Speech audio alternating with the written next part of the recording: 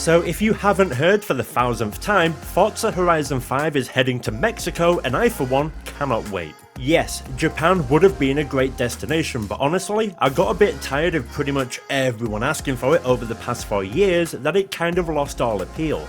I'm not saying Japan won't be good, it definitely will be, but I'm glad they've taken a different path. So we're heading to Mexico, and despite the trailer dropping nearly 4 weeks ago, there's actually been a lot of information released.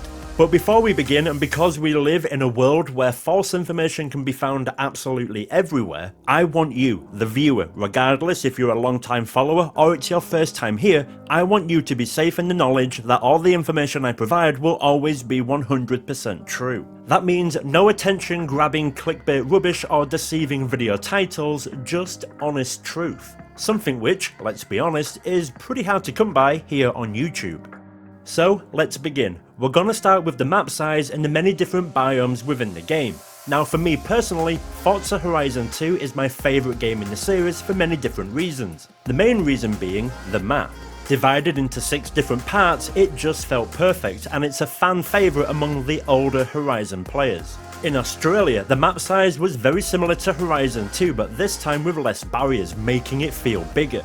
Move forward 2 years and we have Forza Horizon 4. This time the map grew from 60 km² to 71 km² and is currently the biggest map so far. Forza Horizon 5 however is going to be 1.5 times bigger than Horizon 4 with a map size of over 100 km².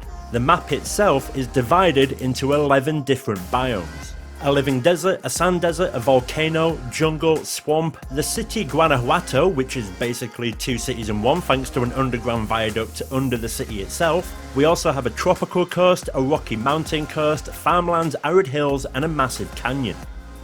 Now for me, I can't wait to drive about in Guanajuato because if you don't know, this was one of 5 destinations picked by Brian Scotto for the amazing Gymkhana 10.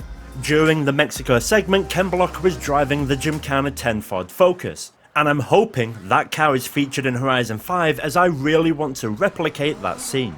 Either way, I absolutely cannot wait to get stuck in and learn everything there is about the new map. With a brand new map it brings much more diverse weather variations, but instead of waiting for different weather effects to happen, the weather changes purely on where you are on the map.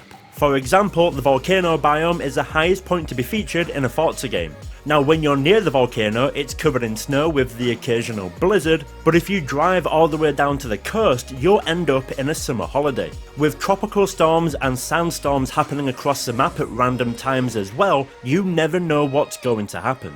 You can even see all of this happening in the distance and simply drive into it. Now seasons are coming back, but it's not going to be the usual summer, autumn, winter and spring from Horizon 4. Think of it like the weather patterns having much more of an effect depending on which biome you're in. In the dry season you'll get dust storms, in the wet season you'll get more tropical storms, but apparently they said no 2 seasons will ever be the same. A few more great features regarding the map is it has the longest highway ever seen in a Forza game. It goes from one side of the map all the way to the other. The main Horizon Festival is based on an old airstrip, complete with its own drag race and racetrack. The track can be briefly seen on the map during the gameplay demo, and taking the map as reference we can get a basic understanding of how it might look. And if we have any Gran Turismo fans in here, it looks very similar to the midfield raceway found in previous games. Definitely not a bad thing considering that was one of my favourite tracks back in the day. Now customization in Forza games has always been good, but they've always lacked in comparison to games like The Crew 2 and Need for Speed. But you have to remember, Horizon 4 has over 750 cars. You just simply cannot have modifications on all those cars. But it does seem very apparent that Horizon 5 are going crazy with upgrades, modifications and customization. I'll begin with characters. Now new character mods are coming where you can change the physical appearance of your player, you can even give them prosthetic limbs and pronouns, you can change your hair, your voice and the colour of your skin. And instead of using all your hard-earned wheel spins on clothes, you can now simply buy clothing items from a shop. And yes, super wheel spins are coming back. Now car customization. Not only do we have 100 new wheels and hundreds of new visual upgrades, including brand new body kits from Street Hunter, but we also have thousands of brand new performance upgrades as well. There's also the option for vanity items, but again, no news has been shared about this. The only information I have is if you get the VIP pass, you'll have some special vanity items waiting for you, along with 3 Forza Edition cars, a special VIP logo, special emotes, a car horn, double credits, weekly super wheel spins, and your very own house. VIP is crazy in this game. Furthermore, if you drive a convertible car, you can finally put the roof up or down during gameplay by pushing in the left stick. I have a funny feeling this is all I'm going to do, especially in Forza Vista with the newly added ray tracing. But there's more. We're now finally able to paint our brake calipers, a feature that's been missing for 10 years and I'm really happy to see it back. And another new feature that not many people are talking about is a brand new addition of Photoshop when creating vinyls and car designs. There's no information about it yet, but this could be absolutely huge and I cannot wait to learn more about it. Now let's talk about some new game modes and features in Horizon 5, and just like everything else, there's a lot to get through. Let's begin with collectibles, and like every other Horizon game, bonus boards, beauty spots and barn finds all make a comeback. But this time with a brand new edition of murals by Mexican artist Farid that are featured all around Mexico. Now I'm not saying these pieces of art will be featured in the game, but as someone who appreciates all form of artwork, I wanted to share some of his work on here. You can find him on Facebook and Instagram. I will also leave a link in the description down below.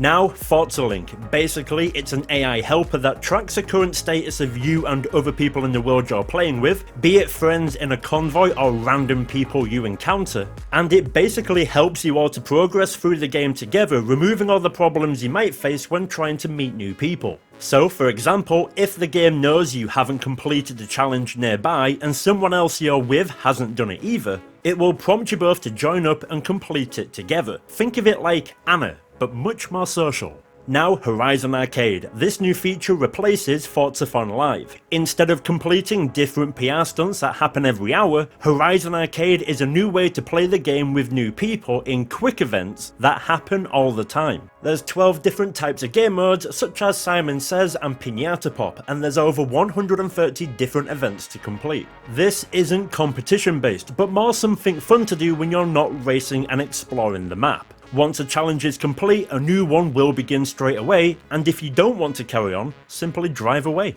Horizon Tour is a great new way to explore the game. This new feature allows you to join races from anywhere in Mexico with friends or other people in the community, and race against average difficulty AI opponents. Think of it like a rolling kami, but instead of chilling in an open spot showing off your rides, you basically form a convoy and tour Mexico. Once you're done, you can either continue with a new tour or again, simply drive away.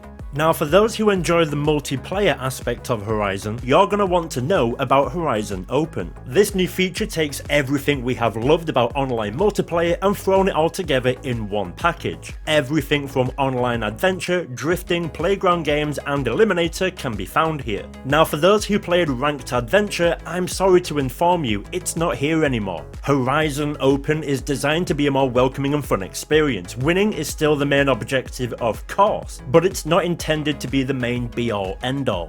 Horizon Story, also known as Campaign Mode, is a main feature within the game where you will experience a deep and rewarding campaign. Basically, the idea is you go on expeditions with a tour guide called Remy, and completing expeditions unlocks new festival locations and therefore unlocking new races and new things to do. You'll get to meet new characters, you'll alter the outcome of Horizon Story missions, and these expeditions will obviously vary the further you get in the story. During the gameplay demo, star icons were popping up for completing objectives, and I think this has something to do with campaign mode. Either way, I can't wait to see how deep this feature goes, but I'm hoping they take the Forza Horizon 3 approach, and we can upgrade festivals to make them bigger and better. That was easily my favourite thing about Australia. Now, gift drops is still a thing that's confusing a lot of people in the community. The way it works is very similar to how you would find a barn find. For example, I would buy a car, upgrade it to what I want, create a livery, then essentially just leave it on the map for someone to find. But as an extra incentive to do this, doing so will earn you kudos. Now kudos is a new type of currency that rewards you for positive acts. So if you're a clean racer, or you help someone find a collectible, or even completing challenges together, all this earns you kudos which you then spend on flares. Basically new symbols that you can apply to your gamertag, exactly the same way you did in Horizon 4 with star cards. And finally, my favourite feature by miles, Event Lab. This game mode will single-handedly keep Horizon 5 staying fresh and innovative for years. This is where your imagination can run riot and create practically anything you want within the game's limits. You can create races, challenges, and completely new game modes. The best thing about it, you can do all of this with friends. It's not a single player experience like Forza Horizon 4 Super 7, unless of course you want it to be. Event Lab is Playground Games giving you their tools and basically saying, go nuts. It also features some pretty cool new additions that change the physical attributes of your car. You can increase weight for everyone, you can mess around with gravity settings, and much more. I can't wait to see what the Forza community comes up with. I will mention quick that Festival playlist will be making a return, with changes of course. But the best new addition is the ability to get your Event Lab creations featured every week. Can you imagine millions of people playing your creations every week? I can't wait. And that's pretty much it. There's a few things I haven't mentioned, like the brand new overhaul of car sounds, but Forza will be talking about this themselves very soon. So let me know in the comments what feature you're looking forward to the most, and if you have any questions, be sure to let me know down below and I will pass them on to the amazing team at Playground. I've been Don Joewon Song. I truly hope you enjoyed today's video. Drop a like if you did, and if you're new here, please consider subscribing. I hope everyone is staying safe. Thank you as always for watching. Till next time, bye bye.